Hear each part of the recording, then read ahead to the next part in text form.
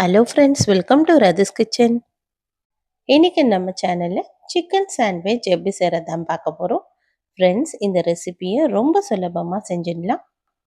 இது மார்னிங் பிரேக்ஃபாஸ்ட்டாக கொஞ்சம் நேரத்தில் ரொம்ப சுலபமான முறையில் இந்த சாண்ட்விட்சை செஞ்சிடலாம்.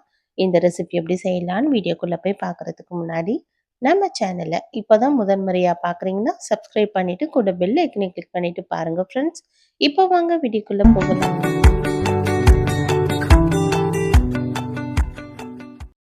ஃப்ரெண்ட்ஸ், இந்த சிக்கன் சாண்ட்விச் செய்கிறதுக்காக இப்போ நான் ஒரு இட்லி பாத்திரம் தான் வச்சுருக்கேன். இப்போ நான் இட்லி பாத்திரத்தில் நார்மலாக தண்ணி ஊற்றி ஆவி கட்டுவோம்ல, அது போல் தண்ணி நல்லா கொதித்து வந்துகிட்டே இருக்குது. ஸ்டவ் லோ ஃப்ளேமில் வச்சுட்டு இப்போ நான் ஒரு பக்கம் 5-6 வரமிளகாய் சேர்த்துக்கிறேன். இது கூடவே 5-6 பல் பூண்டு தோலை உரிச்சிட்டு வச்சுக்கிறேன். இப்போ இது கூட ஒரு 1/4 கிலோ அளவுக்கு சிக்கன் போன்லெஸ் சிக்கனாக எடுத்து சேர்த்துக்கலாம். இப்போ இது கூட ஒரு முட்டையும் உடைச்சிக்கலாம். இப்போ இந்த முட்டை நான் ஆல்ரெடி 2 முட்டையை இட்லி பாத்திரத்தில் 2 முட்டையை நான் வேக வச்சு வச்சுருக்கேன். அது கூட இந்த ஒரு முட்டை மொத்தம் 3 முட்டை நான் இதில் சேர்த்துக்க போகிறேன். இதில் மைனஸ் ரெடி பண்ணுறதுக்காக தான் இந்த முட்டையை நம்ம ரெடி பண்ணி வச்சுருக்கோம். இப்போ இது எல்லாமே ஒரு 10 நிமிஷம் ஆனதுக்கப்புறம் வெந்து வந்திருக்கு. சிக்கன் நல்லா சாஃப்டாக வெந்திருக்கு, முட்டையும் நல்லா வெந்திருக்கு. இப்போ நம்ம மிக்ஸி ஜாரில் வேக வச்ச முட்டைகள் எல்லாம் சேர்த்துக்கலாம். சேர்த்துட்டு இது கூடவே வரமிளகாய், அதுக்கப்புறம் பூண்டு சேர்த்துட்டு ஒரு 1/4 ஸ்பூன் அளவுக்கு உப்பு சேர்த்து கொஞ்சமாக சன்ஃப்ளவர் ஆயில் சேர்த்து நல்லா மயனஸ் பதத்துக்கு அரைச்சி எடுத்துக்கலாம். அது அப்படி இருக்கட்டும். இப்போ ஒரு மிக்சிங் பவுல் எடுத்துட்டு சின்ன சின்னதாக கட் பண்ண 2 மீடியம் சைஸ் வெங்காயம், இது கூட சின்ன சின்னதாக கட் பண்ண குடமிளகாய் சேர்த்துட்டு நம்ம சிக்கன் வெந்திருக்குல்ல, அந்த சிக்கனை இது போல் பொடி பொடியாக நல்லா கட் பண்ணி எடுத்துக்கலாம். எந்த அளவுக்கு சின்னதாக கட் பண்ண முடியுமோ அந்த அளவுக்கு நல்லா சின்னதாக கட் பண்ணி எடுத்துக்கலாம். இப்போ இதுக்கு தேவையான அளவுக்கு உப்பு சேர்த்துக்கலாம். இது கூடவே தேவையான அளவுக்கு மிளகாய்த்தூள், 1/2 ஸ்பூன் அளவுக்கு மிளகாய்த்தூள் சேர்த்துக்கிறேன். தனி மிளகாய்த்தூள் தான் சேர்த்துருக்கேன். இது கூட 1/2 ஸ்பூன் அளவுக்கு பெப்பர் பவுடர் சேர்த்துட்டு 1 ஸ்பூன் அளவுக்கு ஆரிகானோ பவுடர், சின்ன ஸ்பூனுன்றதுனால நான் 1 ஸ்பூன் அளவுக்கு ஆரிகானோ பவுடர் சேர்த்துருக்கேன். நீங்கள் பெரிய ஸ்பூன் எடுத்தீங்கன்னா 1/2 ஸ்பூன் அளவுக்கு சேர்த்தா போதும்.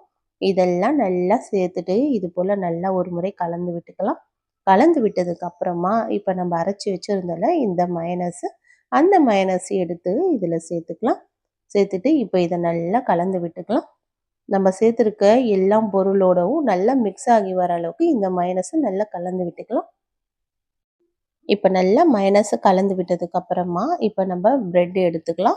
சாண்ட்விச் பிரெட் தான் இன்றைக்கி நான் இப்போ நம்ம ரெடி பண்ணியிருந்த ஸ்டஃபிங் எடுத்து இந்த பிரெட்டு ஃபுல்லாக நம்ம வச்சுக்கலாம். இது போல் ஃபுல்லாக நமக்கு எந்த அளவுக்கு ஸ்டஃபிங் தேவையோ அந்த அளவுக்கு வச்சு இது ஃபுல்லாக நம்ம பிரெட்டு ஃபுல்லாக ஸ்ப்ரெட் ஆகிற அளவுக்கு வச்சு விட்டுடலாம். நல்லா வச்சுட்டு இப்போ நம்ம இதுக்கு மேலேயும் ஒரு பிரெட் எடுத்து க்ளோஸ் பண்ணி விட்டுக்கலாம். அவ்வளோதான். இப்போ நம்ம இதை அப்படியே ஒரு தோசைக்கல்லில் வச்சுட்டு நல்லா டோஸ்ட் பண்ணி எடுத்துக்கலாம். நீங்கள் நார்மலாக டோஸ்டர் இருந்ததுன்னா கூட அதில் கூட டோஸ்ட் பண்ணி எடுத்துக்கலாம். நான் இன்றைக்கி தோசைக்கல்லில் தான் டோஸ்ட் பண்ண போகிறேன். இது போல் வச்சு நல்லா இதை சுற்றி கொஞ்சம் ஆயில் இல்லைன்னா பட்டர் சேர்த்து நல்லா இந்த ப்ரெட்டை டோஸ்ட் பண்ணி எடுத்துக்கலாம். இதை நல்லா பொறுமையாக ஒரு 2-3 நிமிஷத்துக்கு செவக்க விட்டால் போதும். இந்த ப்ரெட்டு மட்டும் செவந்து வந்தால் போதும். நமக்கு ஆல்ரெடி உள்ளே இருக்கிற ஸ்டஃபிங்லாம் நல்லா வெந்து இருக்கிறதுனால இந்த மேலே இருக்கிற ப்ரெட்டு மட்டும் செவந்தாவே போதும்.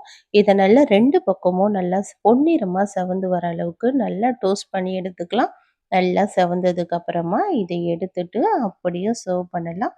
அவ்வளோதான். டேஸ்டியான சிக்கன் சாண்ட்விச் எவ்வளோ சுலபமாக ரெடி ஆகிடுச்சு பாருங்கள் ஃப்ரெண்ட்ஸ். எவ்வளோ சுலபமான முறையில் இந்த சாண்ட்விட்சில் நம்ம ரெடி பண்ணிட்டோம்ல. ரொம்ப சிம்பிளான ரெசிபி தான். கண்டிப்பாக நீங்களும் ட்ரை பண்ணி பாருங்கள் ஃப்ரெண்ட்ஸ். ட்ரை பண்ணி பார்த்துட்டு எப்படி இருக்குன்னு எனக்கு மறக்காமல் கமெண்ட் பண்ணுங்கள். இந்த வீடியோ பிடிச்சிருந்தால் லைக் பண்ணுங்கள். மறக்காமல் நம்ம ரதிஸ் கிச்சனையும் சப்ஸ்கிரைப் பண்ணிவிடுங்க. தேங்க்யூ.